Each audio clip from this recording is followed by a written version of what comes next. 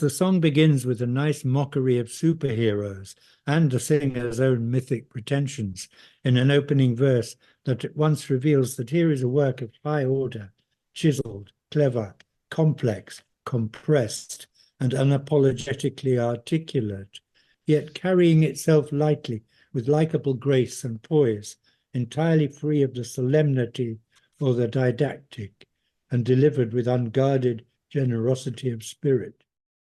He's pretty cynical about somebody who can be a man of the mountains and walk on the clouds, you know. What do you think that bit's about? Jesus. I think he's being cynical about Jesus, but it doesn't matter whether I'm right or wrong. It's the beauty of the creation of the verse. That's what matters. This is something that Greil Marcus talked about the first time I ever came across him, long before I got very far with the first edition of Song and Dance Man.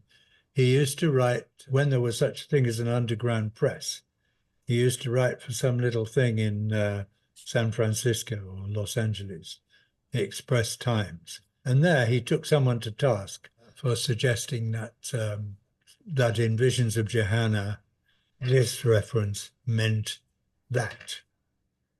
He said, you know, when William Blake talks about this, he is not confining himself to meaning just this one little tiny thing. And so this is why I say, yes, it's nice if you can feel that there is an overall consistency of theme in the song, in Jokerman.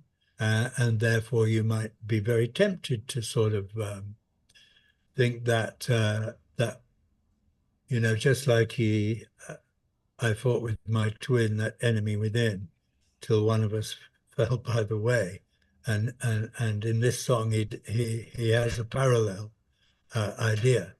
You might feel that, and I tend to feel that he's being very equivocal about Jesus. You know, on the one hand, you're a man of the mountains, you can walk on clouds, manipulator of crowds, you're a dream twister. I mean, that's suggesting both the guy's power and that he too is dodgy. You know, that there's something suspect about someone, you know, manipulating crowds is not something you applaud, you know. It's this puts him in the same kind of bag as Trump rather than God. But so you know, I don't always worry too much about does this bit mean Jesus or does this bit not? I think it adds up to an extraordinary sweep of ideas across, well, the way that America and the Old Testament gel and interweave. You know, he's very American, isn't he, Bob Dylan? I mean, obviously that's a very obvious thing to say on one level, but in some ways, what Europeans like me love about him is the ways in which he's not very American, the ways in which he, you know, he can't be mistaken for Charles Atlas, or, you know, when he first sort of burst onto the scene as a successful singles writing pop star in '65, you know, one of the things we all liked about him was his androgyny, the fact that he wasn't a meaty, crew-cut American. And Bob Dylan is so much the artist on the court. And so in those ways, he's not, you know, what we think of as an archetypal American type.